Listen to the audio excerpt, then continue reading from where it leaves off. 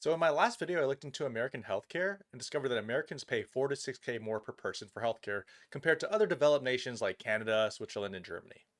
I want to dive a bit deeper into this point to paint a better picture of what that really means. So if we calculate the total cost of this additional $4,000 we pay per person for a country of 340 million people, let's see what that is.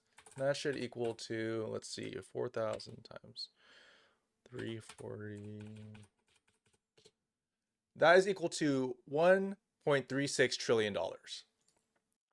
So the difference between the United States and other countries on this list here is that we have a for-profit healthcare system.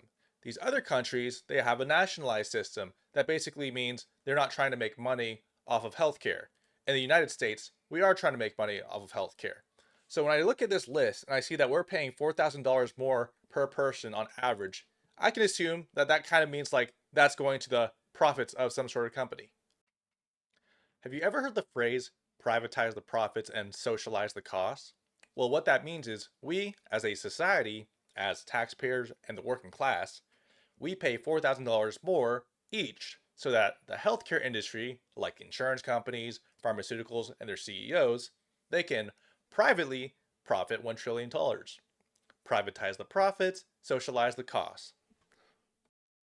Billionaires are very good at finding ways to turn government money into personal profits. Elon Musk and Tesla have made $11 billion from EV tax credits.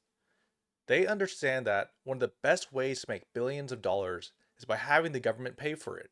And right now, I think that is probably what Sam Altman is planning for his company, OpenAI, and the AI industry. Let me explain. I am about to play a video of OpenAI's Chief Financial Officer, Sarah Fryer, talking about government support for their company. Let's take a look. And so this is where we're looking for an ecosystem of banks, private equity, maybe even governmental, the ways governments can come to bear. Meaning like a federal subsidy or something? Meaning like just first of all, the backstop, the guarantee that allows the financing to happen. That can really drop the cost of the financing, but also increase the loan to value, so the amount of debt that you can take on top of an equity portion for some federal backstop for chip investment. Exactly. Now that language is interesting. The word backstop. When you look at backstop, it says a backstop is a physical barrier, a person or plan that provides a safety net, or a financial arrangement to prevent failure. Now, why would someone need a financial arrangement to prevent failure? Well, let's take a look at what Sam Altman has to say about this. How can a company with 13 billion in revenues make 1.4 trillion of spend commitments? And you've heard the criticism, First Sam. of all, we're doing well more revenue than that. Second of all, Brad, if you want to sell your shares, I'll find you a buyer. I just enough. I love when these billionaires get so defensive over being asked like a perfectly reasonable question. He's basically just saying, yo, like, how are you going to make money? And whatever, they just deflect, but that is a good question. How are you going to make money? So this just dropped today, which is November 11th, 2025. But what it says is that the big picture is to drive a 10% return on our modeled AI investments through 2030, that would require $650 billion of annual revenue into perpetuity, which is the equivalent of $34.72 per month from every current iPhone user, or $180 per month from every Netflix subscriber. So if I try to calculate that even further, if I do $650 billion per year divided by 12 to get the monthly number, divided by $34.72 per month, that is about 1,560,099,846. Yeah, that's like a ton of iPhone users. That you're collecting $35 a month from 1.5 billion people. And just to double check my numbers, I kind of just looked up how many iPhone users are on the planet. And yeah, it's about 1.6 billion active iPhone users worldwide as of 2025. I see why you're getting so sensitive, Sam Altman.